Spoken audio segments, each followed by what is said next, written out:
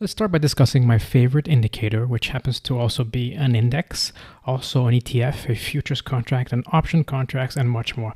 I'm obviously talking about the S&P 500. It's probably the most famous index out there in the world. It's also the barometer of the world.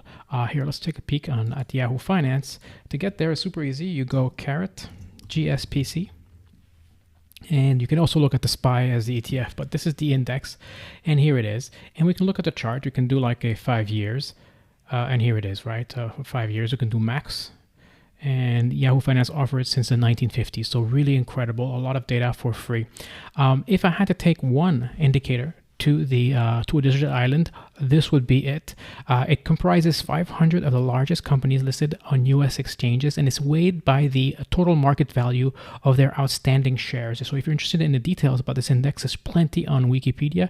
Just, it's a Wiki S&P 500 index, and you'll get all the more details than you care to learn about this index. But it's incredible. It's also the benchmark that all other financial products out there in the financial world are measured against, whether it's a new ETF, a new product, a derived product, a mutual fund, a fund manager's performance, an ETF, a hedge fund's performance, etc. They are measured against the S&P 500. So it's very powerful of a tool. The S&P 500 is also, I think, in my opinion, one of the most important in the world because it not only captures over 80% of the total equity market value traded in the United States. So let that sink in. Over 80% of the total equity value traded in the United States. And on top of it, 30% of its revenue comes from outside the United States. So this is really a global picture, a global index. Sometimes I refer to it as the electrocardiogram of the world, because if you want to just quickly see how things are going, if the markets are going up or down, just take a peek at the S&P 500 and you'll get a taste about what's going on in the financial world. It's also super easy to access. Tons of sites offer it, right? This is the Yahoo Finance. It's a site that throughout this class, I will be going there many times to get data. But any site you can pick with this financial data will have a chart of the S&P 500. So you'll always be able to, access to see where it's going up or down. What we do here is, we're going to, obviously we could look at it. We could look at it, on third-party websites, but we want to kind of look at the data ourselves and be able to look at it from many different angles. Basically, we need to download the data. Yahoo Finance makes that very easy for us. Simply go, once you've entered caret GSPC, it will give you a bunch of tabs here. Look, you have summary, that's what we're looking at right now, but there's also an historical data tab. Click on that one. And here it is, right? This is going to be a familiar kind of format. It looks like an Excel spreadsheet, and it is exactly what you want. It offers you daily, 1 row per day. So you have a date, May 24th, an open of the price, a high, low, close, and the adjusted close for that day. The adjusted close is better than the close because if there's any changes to the data, split or anything like a dividend, it will be baked in afterwards, and it's baked in afterwards. It'll be reflected in the adjusted close and the volume. So all you have to do is go to the time period, select max. You want to get as much data as we can. Here we're going to go from 1950s to today. Hit done, apply, and download. And that's going to download over 70 years of S&P 500 to your local machine. So it's a phenomenal, phenomenal gift that Yahoo Finance is giving us here, and that's what we're going to use.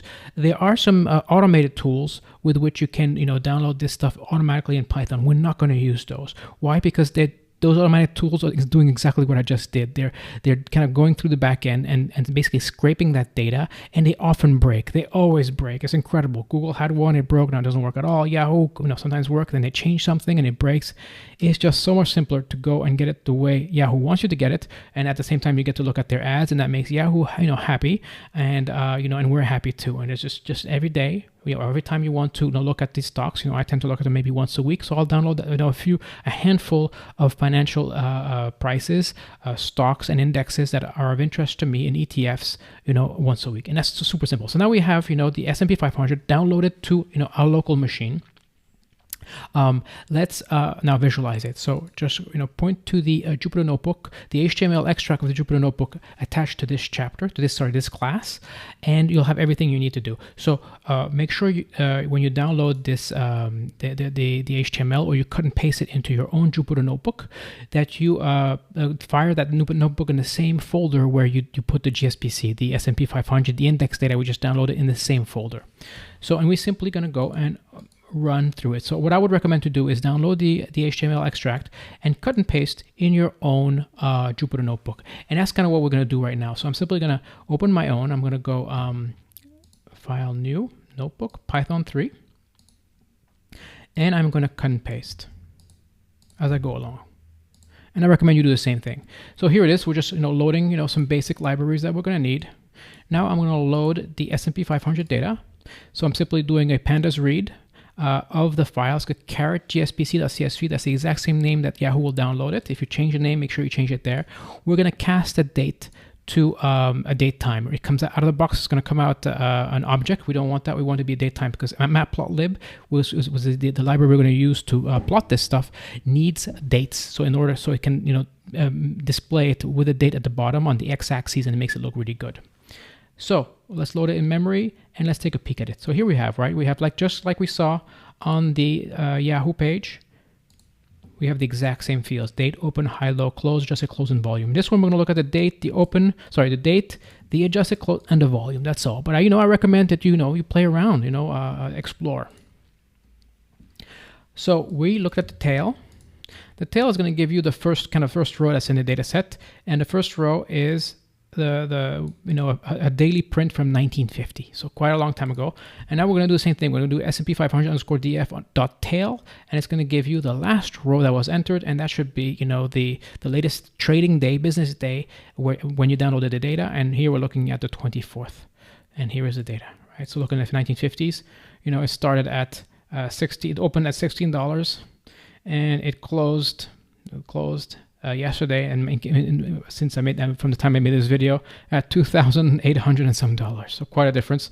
Of course, this is not adjusted for inflation. These numbers aren't the difference. There's still a difference, right? The markets did go up, but didn't go up that drastically.